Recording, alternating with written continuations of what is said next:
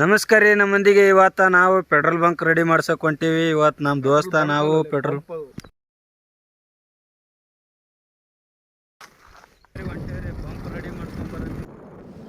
ನಾವಿನ್ನು ಗುಲಿಗೇರಿ ಬಂದೇವು ನೋಡ್ರಿ. ಇದೇ ನೋಡ್ರಿ ಗುಲಿಗೇರಿ.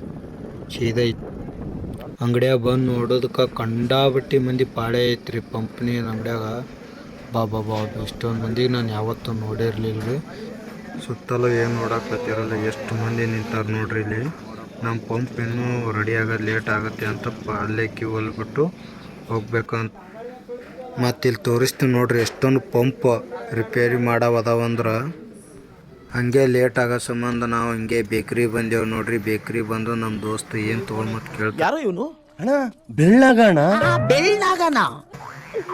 ಏನೋ ಕಂದಲೆ, ಏನೋ ಏನೋ ಏನೋ ಏನ್ ಸ್ಮಾರ್ಟ್ ಆಗಿದೆಯಲ್ಲಿ.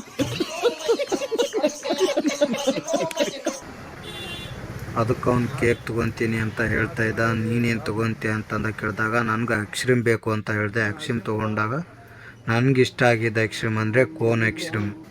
ಕೋನ್ ತಿಂದ್ಕೊಂಡು ಸೀದಾ ನಾನು ಹೊರಗಡೆ ಬಂದೆ ನೋಡ್ರಿ. ಹೊರಗಡೆ ಬಂದು ತಿಂದ್ಕೊಂಡು ಶಿಸ್ತಾಗೆ ಕೂತ್ಕೊಂಡೆ. ನಮ್ಮ ಫ್ರೆಂಡು ಏನೋ ಇನ್ನೊಂದು ಐಸ್ಕ್ರೀಮ್ ತೊಗೊಂಡ. ನಾನು ಅಗ್ದಿ ತುಂಬ ಸಖತ್ತಾಗಿತ್ತು. ತಿಂದ್ಕೊಂಡು ಮತ್ತೆ ಟೇಪ್ ತೊಗೊಂಡು ಸೀದಾ ನಾವು ಮತ್ತೆ ಪಂಪಿನ ಅಂಗಡಿ ಕಡೆ ಹೊಂಟೇವು ನೋಡ್ರಿ. ಪಂಪಿನ ಅಂಗಡಿ ಕಡೆ ಹೋಗೋಣ, ಪಂಪ್ ರಿಪೇರಿ ಆಗಿದ್ದಿಲ್ಲ ಅಂತ ನೋಡಿಕೊಂಡು ಬರಕ್ಕೆ ಬಂದಿದ್ವಿ. ಅದರಲ್ಲಿ ಇನ್ನೂ ಅಣ್ಣವರು ಪಂಪ್ ರಿಪೇರಿ ಮಾಡ್ತಾಯಿದ್ರು, ಮತ್ತು ನಮ್ಮ ಅಣ್ಣ ಇದ್ದರು.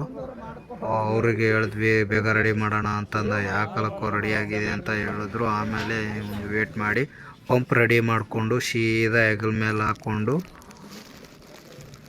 ನಮ್ಮ ಫ್ರೆಂಡ್ ಗಾಡಿ ಓಡಿಸ್ತಾ ಇದ್ದ. ಗಾಡಿ ಓಡಿಸ್ಕೊಂಡು ಸೀದಾ ನಾವು ಮನೆ ಕಡೆ ಹೊಟ್ವಿ ನೋಡ್ರಿ.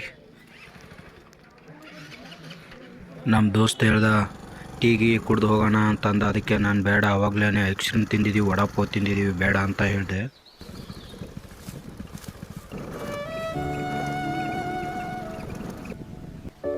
ನಮ್ಮ ದೋಸ್ತನ ಮನೆ ಹತ್ರ ಬಿಟ್ಟು ಅವನು ಮನೆಗೆ ಹೋದ. ಮುಂದೆ ಇದೇ ರೀತಿ ಒಳ್ಳೊಳ್ಳೆ ಕಂಟೆಂಟ್ ನಿಮ್ಮ ಎದುರುಗಡೆ ಇರ್ತೀನಿ. ಹೀಗೆ ಸಪೋರ್ಟ್ ಮಾಡಿರಿ.